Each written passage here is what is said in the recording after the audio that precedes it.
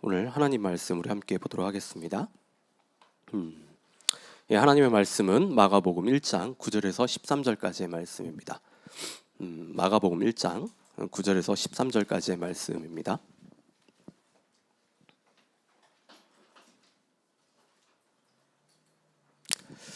그러면 우리 한 절씩 우리 번갈아가면서 읽도록 하겠습니다. 제가 먼저 9절 읽고 여러분들 10절 읽고. 그 무렵에 예수께서 갈릴리 나사렛으로부터 오셔서 요단강에서 요한에게 세례를 받으셨다. 예수께서 물속에서 막 올라오시는데 하늘이 갈라지고 성령이 비둘기같이 자기에게 내려오는 것을 보셨다. 그리고 하늘로부터 소리가 났다. 너는 내 사랑하는 아들이다. 내가 너를 좋아한다. 그리고 곧 성령이 예수를 광야로 내보내셨다. 다 함께 읽겠습니다. 예수께서 40일 동안 광야에 계셨는데 거기서 사탄에게 시험을 받으셨다. 예수께서 들짐승과 함께 지내셨는데 천사들이 그의 시중을 들으셨다. 아멘. 오늘은 마가복음 1장 9절에서 13절의 말씀을 가지고요. 자기 포기로 시작된 복음이라는 제목으로 말씀을 나누려고 하는데요. 먼저 좀 9절 말씀을 다시 한번 좀 보도록 하겠습니다. 9절 말씀을 보면 그 무렵에 예수께서 갈릴리 나사렛으로부터 오셔서 요단강에서 요한에게 세례를 받으셨다라고 기록이 되어 있습니다. 자, 이 장면은 세례 요한이 이제 광야에서 그토록 외치며 기다리던 메시아, 그러니까 온 인류가 수천 년 동안 그 고대해온 역사의 주인공이신 예수님이 드디어 역사의 어떤 전면에 공식적으로 등장하는 순간입니다. 그런데 여러분, 우리는 여기서 예수님의 그 신성, 그러니까 예수님이 온 우주의 통치자이며 무한한 권능을 가진 하나님의 그 아들이라는 그 사실과 예수님이 이 세상에서 행하신 그 첫 걸음 그 사이에 존재하는 그 믿기 힘든 그 간극에 우리가 주목을 할 필요가 있습니다. 그러니까 하늘의 영광스러운 보좌를 버리고 이 땅에 오신 예수님께서 행하신 그 첫 번째 그 일은 많은 사람들 앞에서 하나님의 아들로서 어떤 기적을 일으키거나 아니면 하나님의 말씀을 가르치는 일이 아니었어요. 오히려 당시 사회에서 가장 멸시받던 그 동네, 이게 나사렛인데 나사렛에서 조용히 나오셔서 자신의 죄를 자복하며 울고 있던 죄인들이 세례를 받기 위해 서신 줄에 묵묵히 서신 것입니다.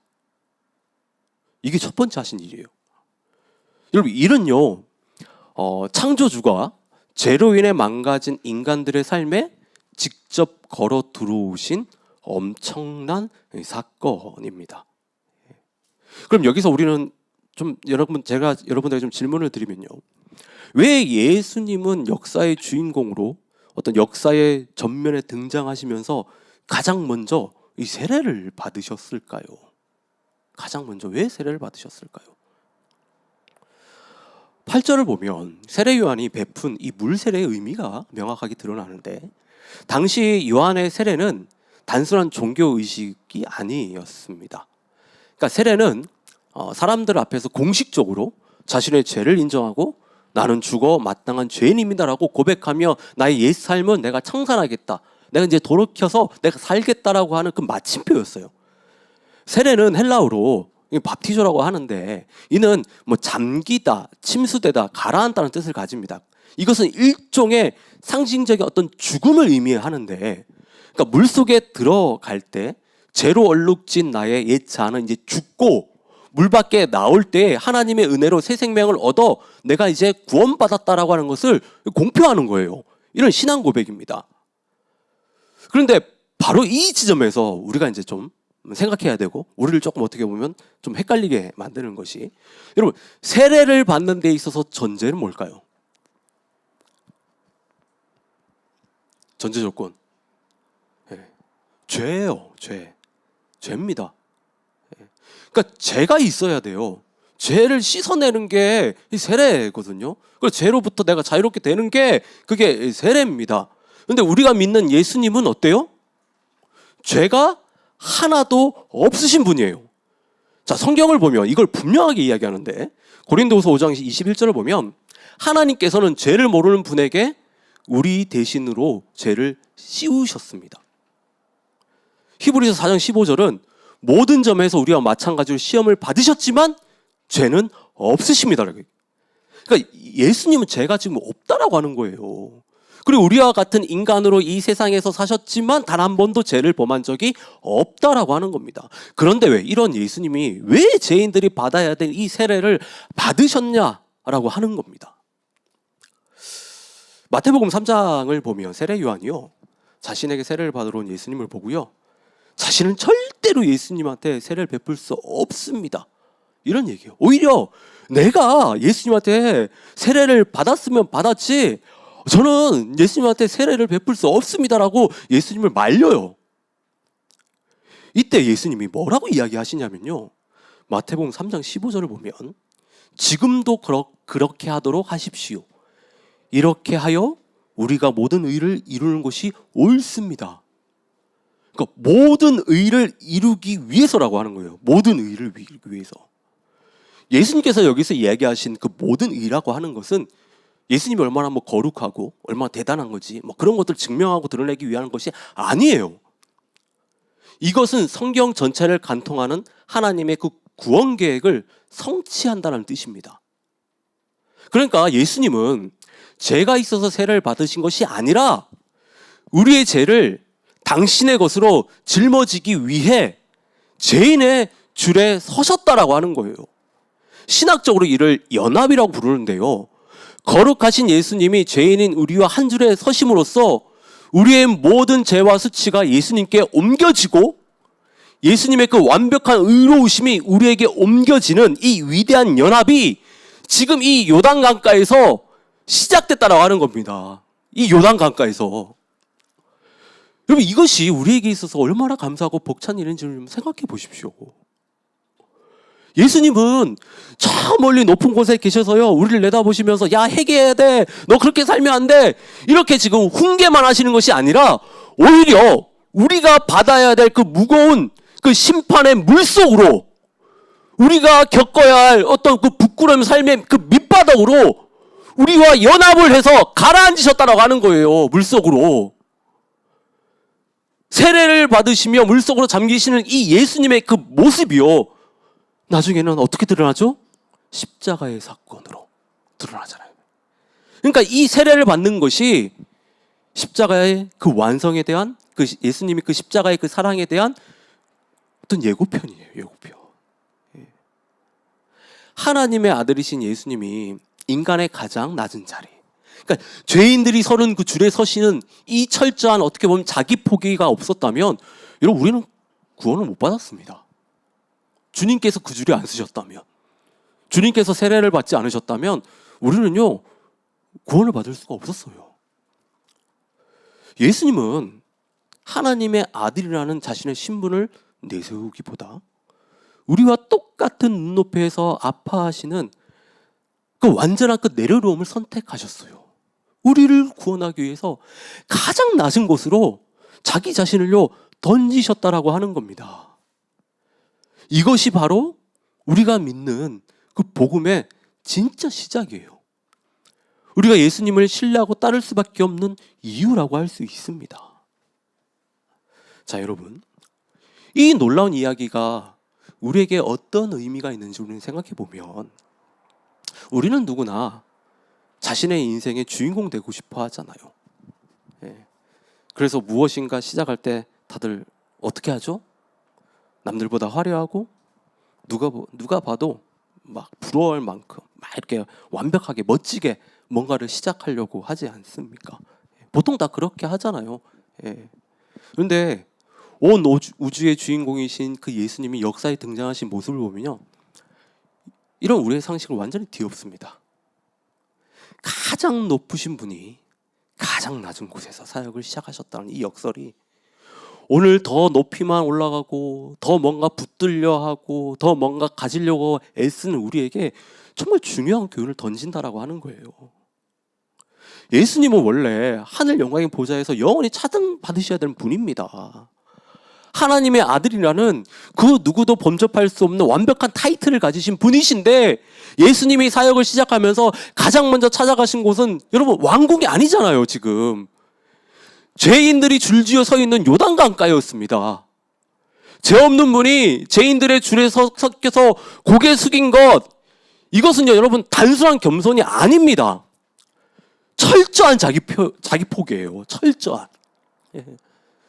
우리가 서 있어야 될 그 수치와 절망의 자리에 우리를 구원하기 위해서 자기 자신을 완전히 던지셨다라고 하는 거예요.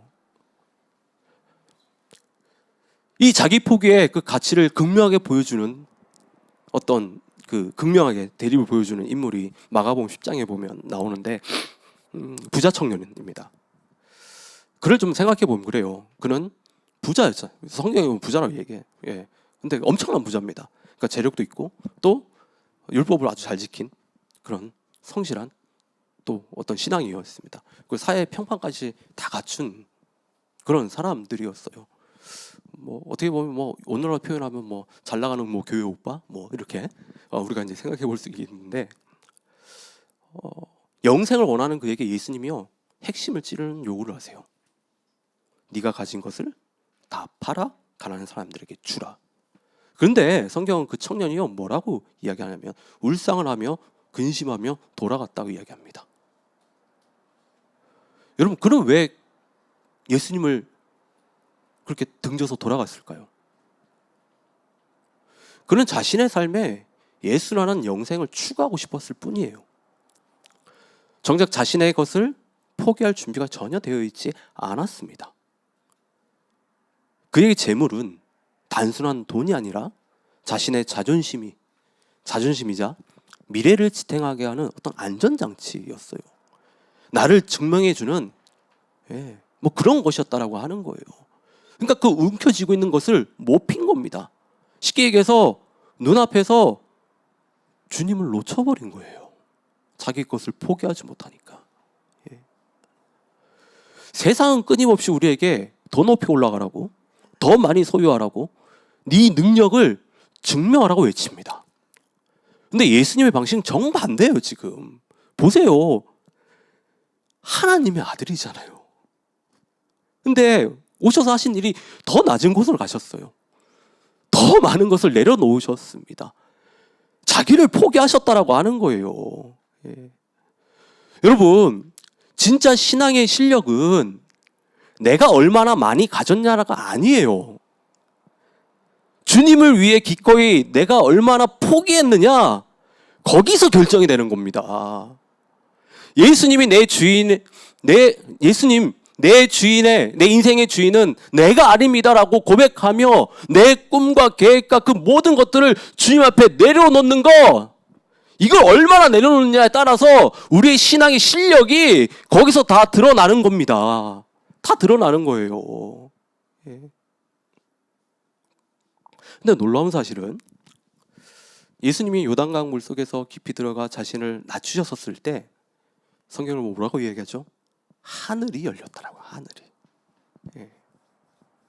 자기를 포기했었을 때 하늘이 열렸다라고 하는 거예요. 그 하늘에서 어떤 소리가 들립니까? 너는 내 사랑하는 아들이다. 내가 너를 좋아한다. 기뻐한다. 이런 얘기가 울려 퍼졌다라고 하는 거예요. 정말 기막힌 영적인 반전이죠. 세상은 높이 올라가야 인정받잖아요. 그런데 하나님은 어때요? 낮아질 때 인정해 주신다라고 하는 거예요. 낮아질 때. 내 것을 포기할 때 하나님이 그거를 인정해 주신다라고 하는 겁니다. 여러분 우리는 이 세상에서 내가 얼마나 잘 나가는지 아니면 내가 얼마나 많이 어떤 그런 걸로 자꾸 우리를 증명하라고 하잖아요. 그런 걸 통해서 우리는 인정받으려고 하지 않습니까? 그렇잖아요.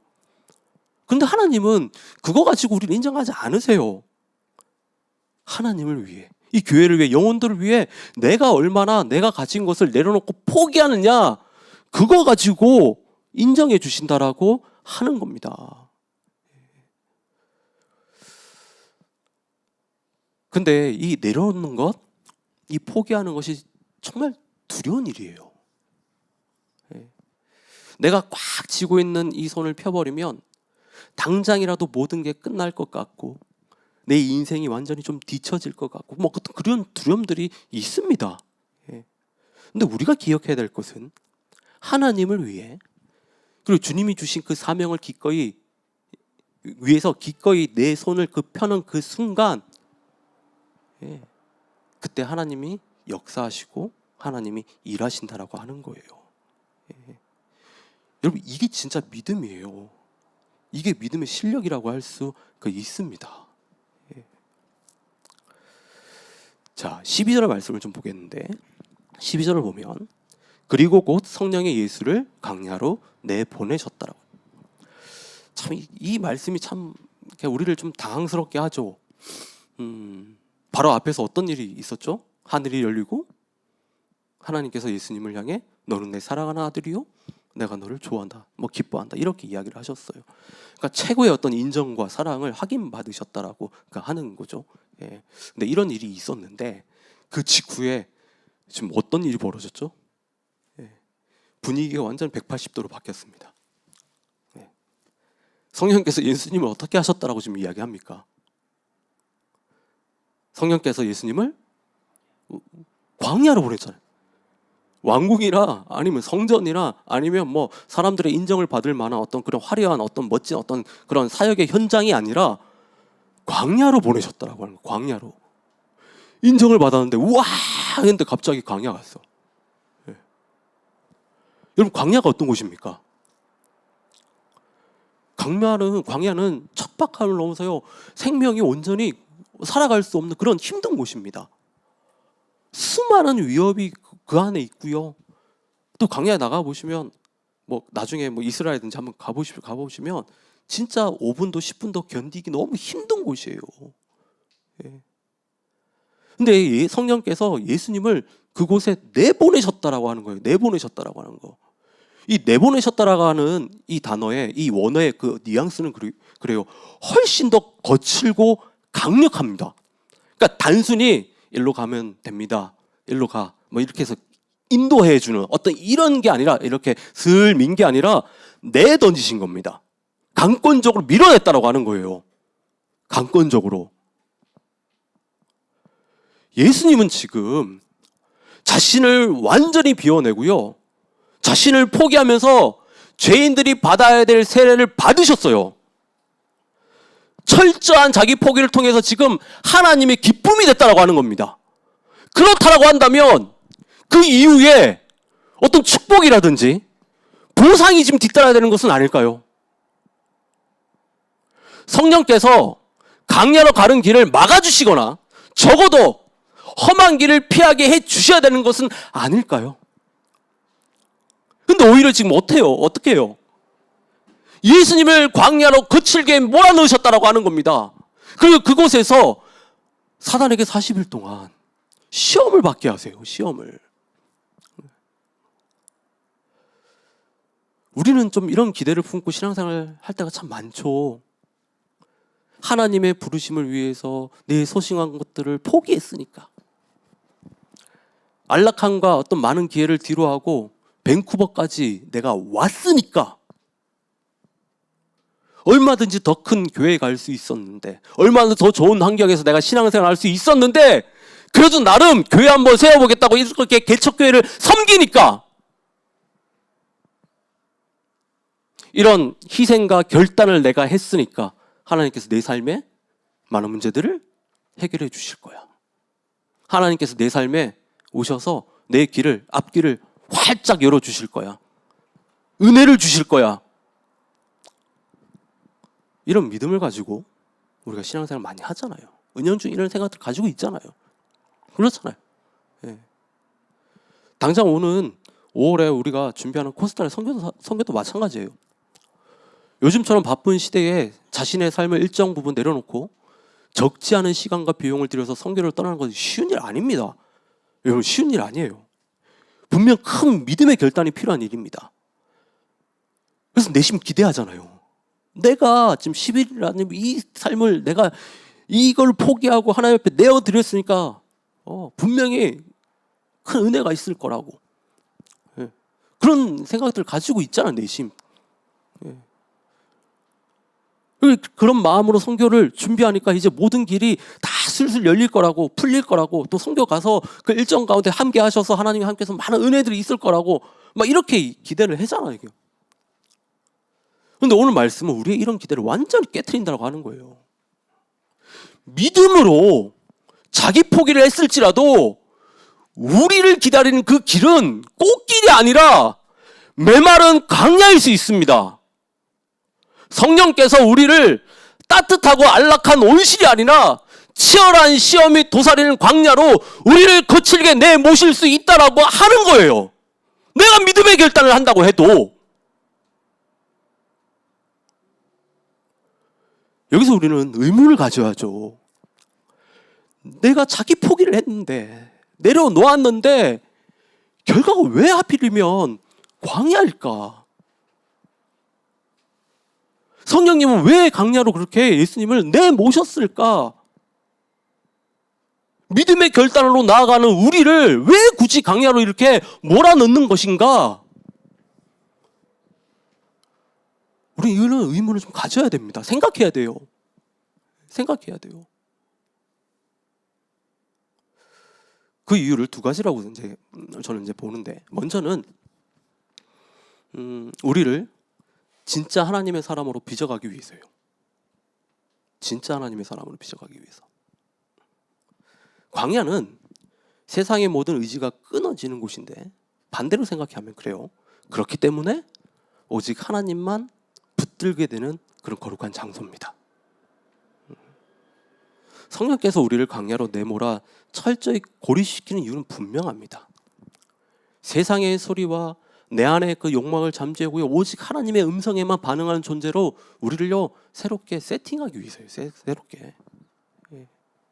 이 과정은 누구의 힘으로 살 것인가를 결정하는 정체성의 시험대라고 할 수 있는데, 앞선 세례가 하나님의 자녀라는 신분을 확인받는 사건이었다고 한다면, 광야는 자기 포기를 선언한 자가 실제로 이제 무엇을 의지하며 무엇을 붙들고 살아갈 것인가를 증명하는 자리입니다. 그걸 훈련하는 자리예요. 사단은 예수님이 가장 굶주리고 지쳤을 때를 노려서요, 세 가지 날카로운 질문, 시험을 하거든요. 그 어떤 시험의 핵심은 똑같습니다. 너 자신을 증명하라요. 네 능력을 사용하라는 겁니다. 네가 가지고 있는 거 가지고 증명하고 사용하라는 겁니다. 돌을 떡으로 만들라? 성전 꼭대기에서 뛰어내려 네 어떤 인기를 증명하라? 세상의 모든 영광을 줄 테니 나에게 절하. 이 유혹들은 결국 하나님의 아들이라는 스펙을 네 성공과 편안함을 위해 사용하라는 교묘한 속임수입니다. 그런데 예수님이 이 모든 제안들을 단호하게 거절하세요. 예수님은 절대로 자기를 위해서 이 능력들을 사용하지 않으십니다. 그리고 사단을 하나님의 말씀으로 다 물리쳤다라고 하는 겁니다. 하나님의 말씀으로. 하나님의 말씀으로. 주님만 의지한 거예요. 쉽게 얘기해서. 자기가 능력이 있지만 그 능력을 사용한 것이 아니라, 내가 그걸 벗어날 수 있는 힘이 있지만 그것을 내 힘을 사용해서 벗어난 것이 아니라 하나님의 말씀으로, 하나님만 의지해서 그 시험을 넘어갔다라고 하는 겁니다.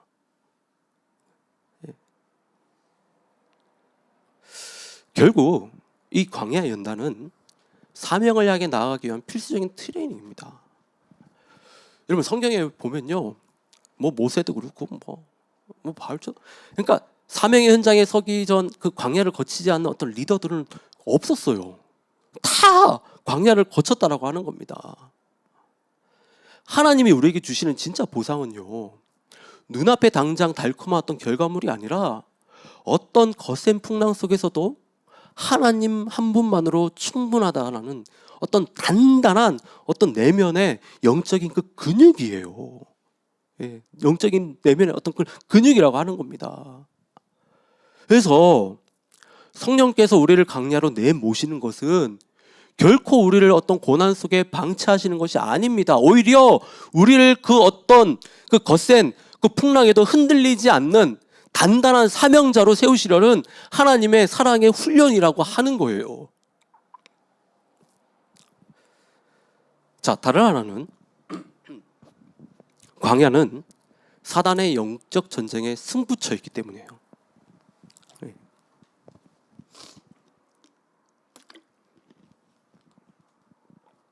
뭐 앞에서도 이야기했지만 우리는 흔히 뭐 그렇잖아요. 자기 포기하고 어떤 내려놓음을 했으면 그런 어떤 믿음의 큰 결단을 하고 나면 꽃길이라든지 보상이 펼쳐질 거라고 그런 기대하죠. 그런데 예수님을 지금 보면 자신을 완전히 비워내고 하나님께 온전히 드려진 직후에 마주한 것은 뜻밖에도 시험이에요. 사단의 공격입니다. 사단의 공격이에요. 이것은 우리에게 아주 중요한 사실을 알려주는데 내가 나를 내려놓는 순간 진짜 영적 전쟁이 거기서부터 이제 시작이 됩니다. 우리가 내 고집을 버리고 하나님과 함께 하기로 결정하는 순간은요, 사단은 절대로 그걸 가만히 보고 있지 않아요. 사단은 오히려 내가 포기한 것을 아깝게 느끼도록 만들어서 다시 그것을 붙들게 만들려고 합니다. 그렇게 우리를 막 흔들어놔요. 흔듭니다. 근데 여러분, 우리가 당황할 필요가 없는 것이요. 예수님이 시험을 받는 이 장면은 인류 역사상 가장 위대한 그 반전의 드라마예요. 그러니까 과거 첫사람 누구죠? 첫사람? 아담은 모든 것이 완벽한 에덴 동산에서 사단에게 허무하게 집니다. 사단의 시험에 완전히 무너졌어요. 그렇잖아요. 그런데 두 번째 아담으로 오신 예수님은 어때요? 가장 척박한 광야에서, 생명이 온전히 살아갈 수 없는 그 광야에서 40일 동안 굶주리는, 밤낮을 굶주린 최악의 그 조건 속에서 어떻게 하시죠? 사단에게 승리하셨습니다. 이 승리가 우리에게 주는 그 메시지는 확실합니다. 사단은 우리의 어떤 스펙이나 돈, 어떤 인맥으로는 절대 우리가 상대할 수 없습니다. 그만큼 강력합니다. 그런데 이미 승리하신 예수님께 우리가 동행하기만 하면, 이미 승리하신 그 예수님과 우리와 함께하기만 하면 우리는 그 어떤 시험에도 우리가 이길 수 있다라고 하는 거예요. 예수님의 승리가 곧 우리의 승리가 되기 때문에 성령께서 우리를 광야로 인도하신 이유는요, 우리를요 고생시키거나 아니면 버리시기 위함이 아닙니다. 나를 내려놓는 그 자리에서 예수님의 승리에 참여하는 그 승리자의 DNA를 우리 영혼에 새겨주기 위해서예요. 네가 그렇게 힘드냐? 어렵냐? 주님이 그거 다 승리했다. 그 주님 붙들면 너도 그 광야에서 승리할 수 있다라고 하는 그 DNA를 주기 위해서라고 하는 겁니다. 그 DNA를. 여러분, 우리는 오늘 예수님의 그 공생애가 어떤 화려한 등장이 아니라 세례를 받기 위해 죄인들 사이에 줄을 서는 자기 포기로 시작되었다는 사실을 보았어요, 지금. 그리고 그 포기의 결단 끝에 마주한 것이 안락한 보상이 아니라 성령께 떠밀려서요 거친 강야로 나가셨다라고 하는 겁니다. 내몰리셨다라고 하는 거예요. 여러분의 지금은 어떻습니까? 예수님의 말씀대로 살기 위해, 아니면 혹은 신앙의 어떤 양심을 지키기 위해서 기꺼이 손해를 감수하고 내려놓았던 그 소중한 그 기회와 시간들이 혹시 지금 여러분들을 광야로 내모신 건 아니에요? 내가 이렇게까지 나를 포기하며 헌신했는데 왜 내 삶은 여전히 메마른 강야뿐인가? 이런 깊은 탄식과 의문이 여러분의 마음을 짓누르고 있을지 모르겠습니다. 근데 우리가 반드시 좀 기억해야 될 것은요, 우리가 지금 광야에 서 있다면 그것은 우리가 하나님께 인정받는, 사랑하는 자녀라는 가장 확실한 증거예요. 하나님은요, 우리를 괴롭게 하거나 우리에게 벌 주기 위해서 우리를 광야에 내모시지 않습니다. 세상의 모든 소음을 차단하는 바로 그곳에서 오직 하나님 한 분만을 바라보기 원하는 하나님의 사람으로 빚어나기 위해서 우리를 그곳 가운데 보내셨다라고 하는 겁니다. 그리고 우리가 지금 겪고 있는 어떤 그 치열한 고민과 싸움은 결코 혼자 하는 싸움이 아니에요, 여러분. 이미 광야에서 사단의 모든 유혹을 이기고 승리하신 예수님께서 지금 우리와 함께 하십니다. 우리와 함께 하세요. 우리가 예수님을 온전히 의지하고 그 주님을 우리가 붙드는 순간 예수님의 승리는 우리의 승리가 됩니다. 예수님의 승리는 우리의 승리가 된다라고 하는 거예요. 여러분 기억하십시오. 나를 포기하는 그 낮은 자리가 사실은요, 하나님의 능력이 머무는 자리가, 나의 계획을 내려놓는 그 자리가요, 하나님이 역사하시는 그 자리입니다. 그리고 그렇게 우리가 내 것을 기꺼이 포기하고 내려놓을 때 여러분 굳게 닫혔던 그 하늘이 열립니다. 그리고 하늘에서 너는 내 사랑하는 아들이다, 내가 너를 사랑한다, 너는 나의 기쁨이다, 내가 너를 얼마나 좋아하는지 아니, 이런 고백들이 나온다라고 하는 거예요. 저도 그렇고 여러분들도 그렇고